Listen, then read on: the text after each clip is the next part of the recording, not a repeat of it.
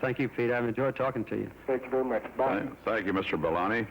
The next question, Mr. President, is from Mark Fendrick of Brooklyn, New York. Mr. Fendrick, go ahead. Good afternoon, Mr. President.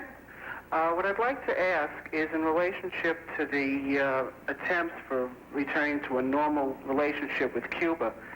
Now, in the paper the last couple of days here in New York, there's been talk about the Yankees baseball team going to Cuba.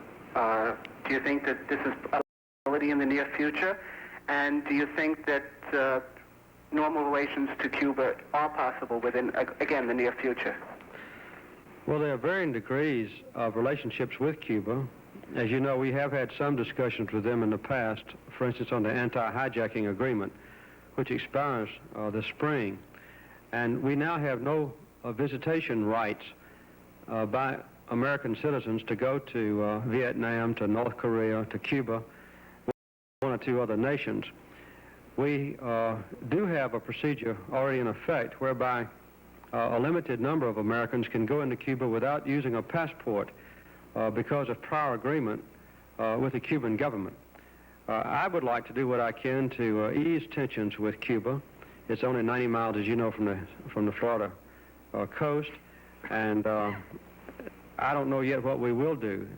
Before any full normalization of relationships can take place, though, we have to make some fairly substantial changes in their attitude. I would like to insist, for instance, that they not interfere in the internal affairs of countries in this hemisphere, and that they decrease their military involvement in Africa, and that they reinforce a commitment to human rights by releasing political prisoners that have been in jail now in Cuba for 17 or 18 years, things of that kind.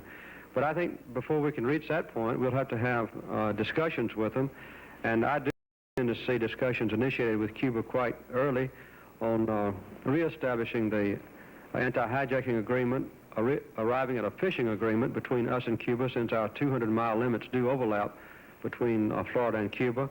And I would not be averse in the future to seeing visitation rights permitted as well.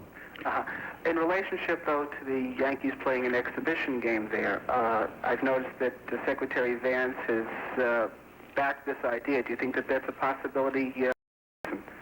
It's a possibility, yes. Okay, thank you, Mr. President.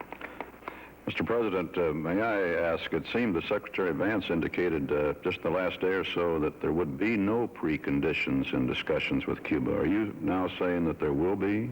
No, the preconditions that I described would be prior to full normalization of relationships, the establishment of embassies in both our countries, the complete freedom of trade between the two.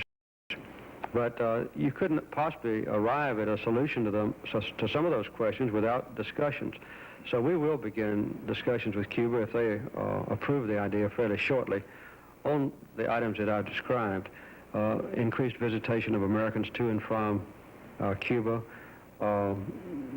the fishing right question that has to be resolved for the protection of our own fishermen, and also the anti-hijacking agreement, which has been in effect in the past but is about to expire. Right. This is Ask Carter on the CBS radio network. Now, to call the President here in the Oval Office in Washington, let us remind you of the telephone number again. It's 900-242-1611. 900-242-1611. The next call, Mr. President, is from Miss Cheryl Clark of Paris, Kentucky.